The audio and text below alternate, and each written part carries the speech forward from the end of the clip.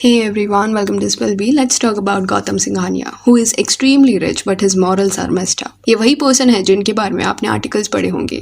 That Raymond group का control हाथ में आने के बाद ही betrayed his father. बिलियनर होने के बावजूद घर से उन्हें निकाल दिया. But recently image white wash करने के चक्कर में काफी अजीब चीज गौतम सिंघानिया ने उनकी टीम करती हुई दिखाई दी. रियल लाइफ में उनका नेचर चाहे कैसा भी हो, बट इंस्टाग्राम पे इमेज अच्छी होनी चाहिए. इसलिए रिसेंटली जब हिज फादर रिटर्न होम तभी मेड श्योर कि वो अपने डैड के साथ इंस्टाग्राम पे एक फोटो डाले.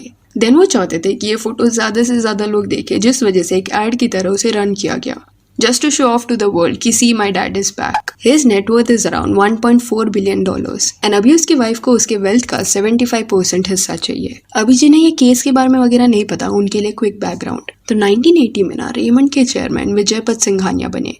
During his time he led the company to immense success. काफी स्मूथली उन्होंने इस रेमंड एम्पायर को खड़ा किया. Became one of the richest man in India. जब उनके पास रेमंड के शेयर्स थे तब वो भी बिलियनर थे. एंड 2015 आते आते उनका रेमंड ग्रुप में अराउंड 37% का स्टेक था. बट एक गलती उन्होंने ये की कि अपने बेटे पे उन्होंने भरोसा किया. इन 2015 ही डिसाइडेड कि वो अपना पूरा जो रेमंड का 37% का स्टेक है अपने बेटे गौतम सिंघानिया को ट्रांसफर कर देंगे. तभी गौतम रेमंड के चेयरमैन थे. तो इस तरह Gautam got his father stake. अभी ये जो स्टेक ट्रांसफर हुआ ना, वो भी थोड़े घाई में हुआ था, और ये क्यों हुआ वो समझने के लिए थोड़ा 1998 में जाना पड़ेगा. तो विजयपत सिंघानिया के ना 2 बेटे हैं. बड़े बेटे का नाम मधुपति है एंड छोटे बेटे का नाम गौतम. 1998 में विजयपत जी का ये प्लान था कि वो बिजनेस को डिवाइड करेंगे और अपने बच्चों को दे देंगे. इनिशियल प्लान वाज कि मधुपति जो है ना वो सिंगापुर से इंटरनेशनल डिविजन्स जो भी होंगे रेमंड के उसे हैंडल करेंगे एंड गौतम इंडिया से ऑपरेट करेंगे. बिकॉज उस वक्त रेमंड सिर्फ इंडिया में नहीं था बट इंटरनेशनली भी काफी बड़ा ब्रांड बन चुका था, जिस वजह से ये डिसीजन लिया गया था. बट समथिंग हैपेंड जिस वजह से मधुपति का उनके डैड के साथ झगड़ा हो गया. कहा जाता है कि दोनों को अलग अलग वे से ना रेमंड को ऑपरेट करना था, तो इसलिए उनमें आर्ग्यूमेंट्स होने लगे. एंड में क्या हुआ कि Madhupati and his wife decided to relinquish their stakes in Raymond. इसका मतलब होता है कि अपना जो भी स्टेक है, एसेट है, वो सब उन्होंने बेच दिया.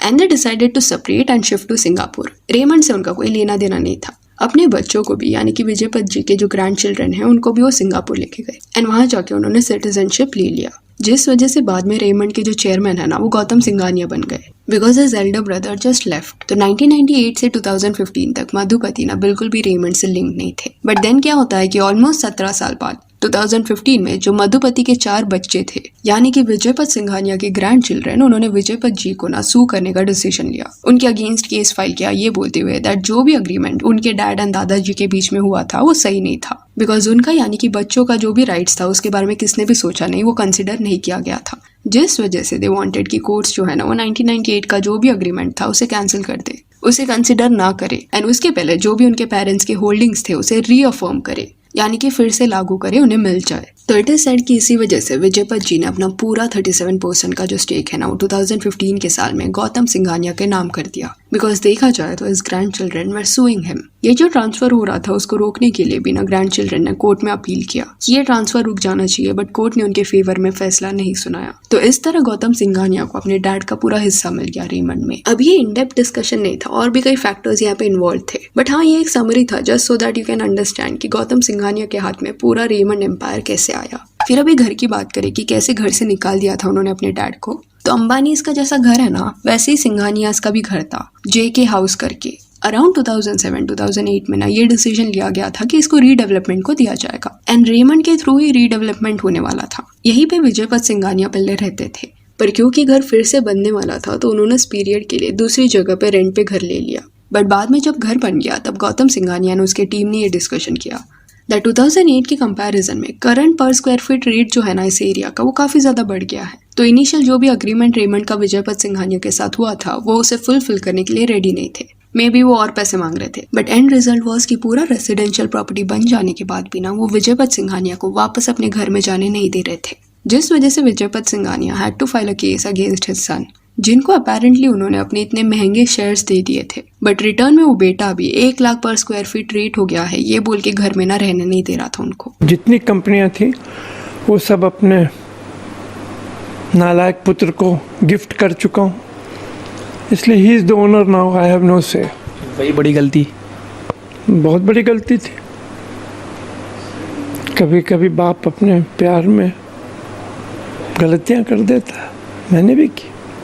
His situation was so bad that rent भरने के चक्कर में, देन केस लड़ने के चक्कर में, लॉयर्स को हायर करने के चक्कर में वो धीरे धीरे करके फाइनेंशियली स्ट्रगल करने लगे थे। एंड पहले जो लग्जरी में रह रहे थे वो भी चीजें अभी अफोर्ड नहीं कर पा रहे थे। एंड उनका बेटा उनको सपोर्ट करने के लिए बिल्कुल रेडी नहीं था। एंड माइंड यू, ये सबके दौरान ना गौतम सिंघानिया की वाइफ भी गौतम का साथ दे रही थी। Her name is Nawaz Modi, जो तभी जेके हाउस में मजे से रह रही थी। But recently she was also spotted outside that house crying and complaining that उसे भी घर से निकाल दिया गया है। गौतम एंड नवाज की भी जो स्टोरी है ना वो इंटरेस्टिंग है। 1992 में जब नवाज मोदी 21 ईयर्स की थी तब मरीन ड्राइव के फेमस होटल नटराज में पहले बार वो लोग मिले थे। फिर 1999 में इनकी शादी हो गई। अभी लास्ट ईयर तक ये लोग साथ में थे, 2023 तक। बट फिर इनके बीच में भी झगड़े होने लगे। एंड देन गौतम ने अपनी वाइफ को जेके हाउस में आने नहीं दिया। अराउंड नवंबर 2023 में ये सब मीडिया के सामने होने लगा। एंड तभी नवाज ने एलिगेशंस लगाए थे गौतम के ऊपर कि वो उसे असॉल्ट करता है। एंड इसी वजह से उनमें झगड़े हो रहे हैं। पर इंटरनेट पे लोगों ने ना नवाज मोदी के सिचुएशन पे सिंपैथाइज नहीं किया। लोगों का कहना था कि 2015 से, यानी कि लास्ट 7 ईयर्स से her father in law is fighting for the house